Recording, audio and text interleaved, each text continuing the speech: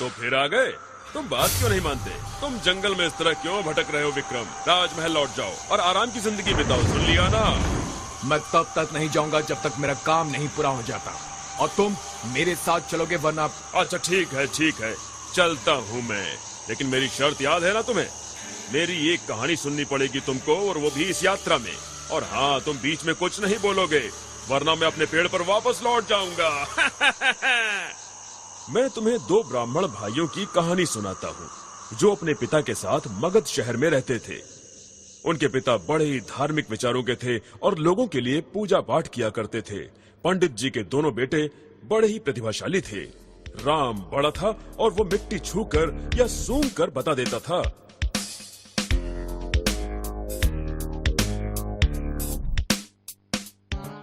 कि नीचे खजाना छिपा है या फिर पानी।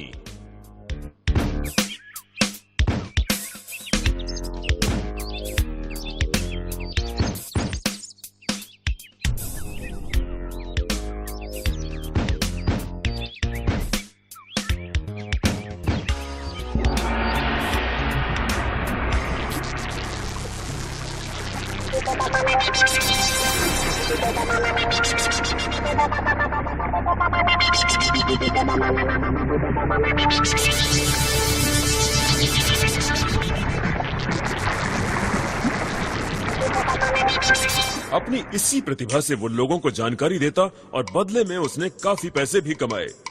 श्याम उसका छोटा भाई था और वो तिजोरी सूंघकर सब कुछ बता देता था।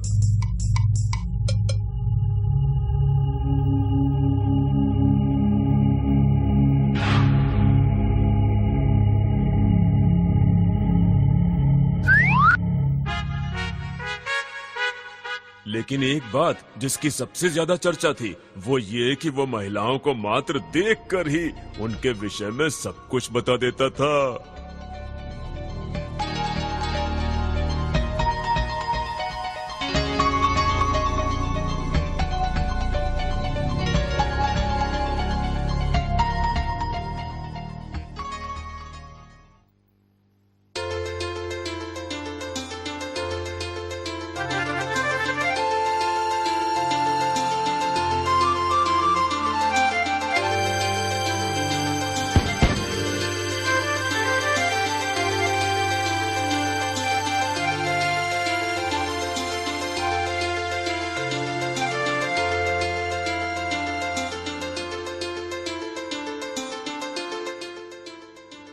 आने के लिए माफी चाहता हूँ, लेकिन राजा साहब ने हमें यहाँ पर भेजा है।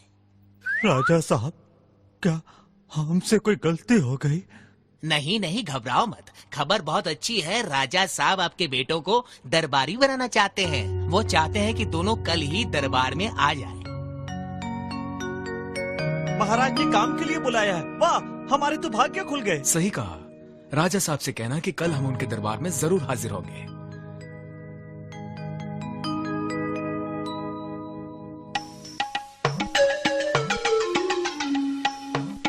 जय हो महाराज। मैं हूँ राम और ये मेरा छोटा भाई श्याम है। हमें बहुत खुशी है कि आपने हमें अपने दरबार में काम दिया है। स्वागत है राम और श्याम। मैंने तुम्हारी प्रतिभा के बारे में सुना है, मुझे तुम्हारी आवश्यकता है। ये हार तो मेरा है। अरे झूठ मत बोलो, ये हार मेरा है। अरे नहीं, मेरा है। क्या कर रहे हो तुम दोनों? कौन हो?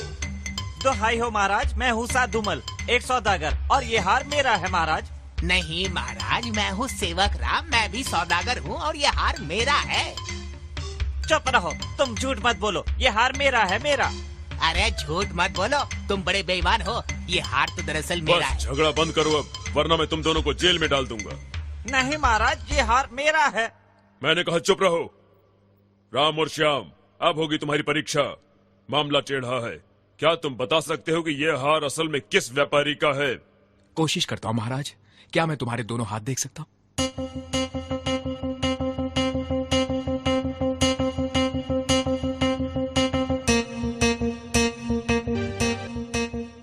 महाराज, पता चल गया है।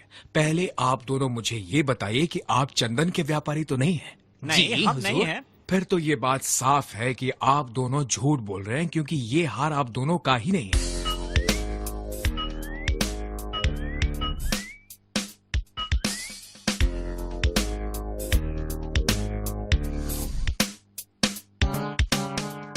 चंदन का इस्तेमाल सिर्फ राज परिवार में होता है और इस हार में चंदन की खुशबू है, इसलिए मुझे विश्वास है कि ये हार राज परिवार का ही है महाराज।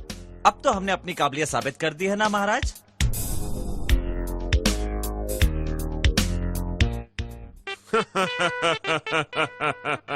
हाँ हाँ, तुम इस परीक्षा में कामयाब रहे।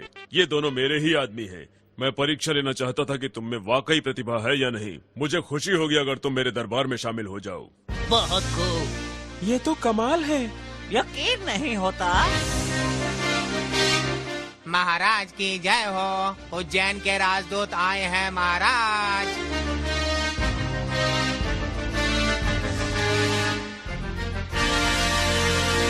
मगध के महाराज की जय हो। मगध में तुम्हारा स्वागत है। बताओ उज्जैन के राजा ने क्या संदेश भेजा है? जी बताता हूँ महाराज। उज्जैन और मगध में कई वर्षों से बैर है, लेकिन अब उज्जैन के नरेश इस दुश्मनी को खत्म करना चाहते हैं, इसलिए उन्होंने दोस्ती का हाथ बढ़ाया है। ये तो बड़ा अच्छा समाचार है। मुझे दोस्ती का ये पैगाम मंजूर है और जल्दी ही मैं अपना दूत भी उज्जैन भेजूंगा। कह देना कि आज से हमारी दोस्ती की शुरुआत हो गई है। मगध के महाराज की जय हो।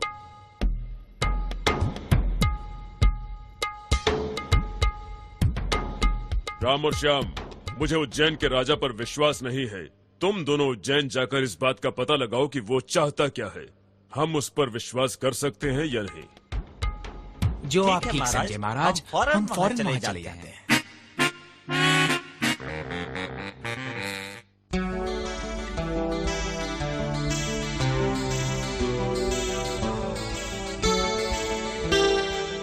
तुम लौट कर आ गए राम और श्याम।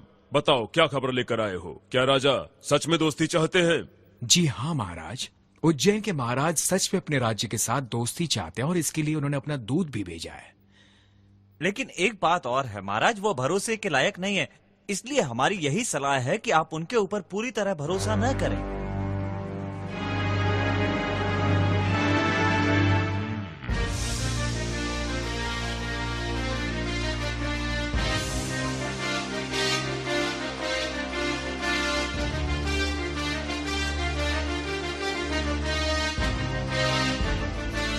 महाराज की जय हो। उज्जैन के राजा की तरफ से एक तोहफा आया है।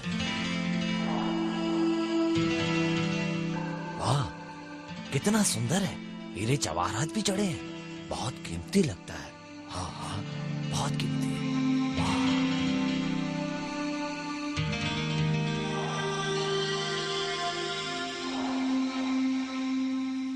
ये तोहफा तो बड़ा ही कीमती है। इसे मेरे कक्ष में रखवा दिया जाए।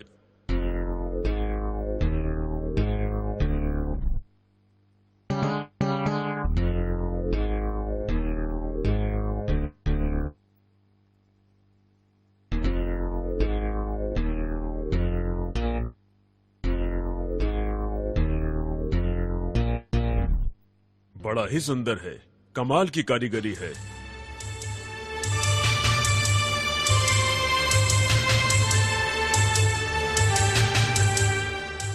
रुक जाइए महाराज, रुकिए महाराज। मैंने सिंहासन में एक बाल लगा हुआ देखा है। मुझे उसकी जांच की इजाजत दीजिए महाराज। बाल? किसका बाल है? ये तुम क्या कह रहे हो? मैं आपको बाद में सब कुछ बता दूंगा महाराज। पहरेदारों, इसकी जांच करो।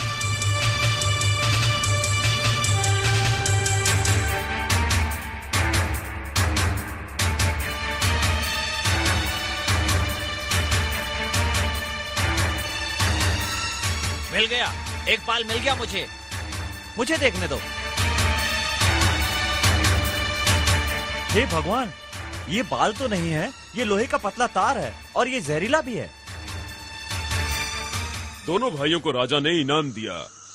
अब तुम बताओ विक्रम, ज्यादा गुणवान कौन था, राम या श्याम?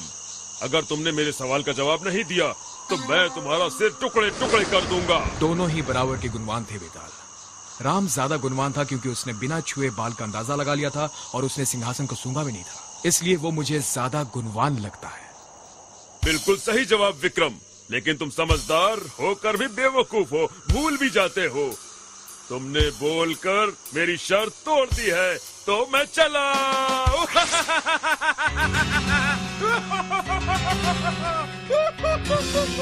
नहीं नहीं, तुम नहीं जा सकते बेताल। मैं तुम्हें ऐसे नहीं छोड़ूंगा।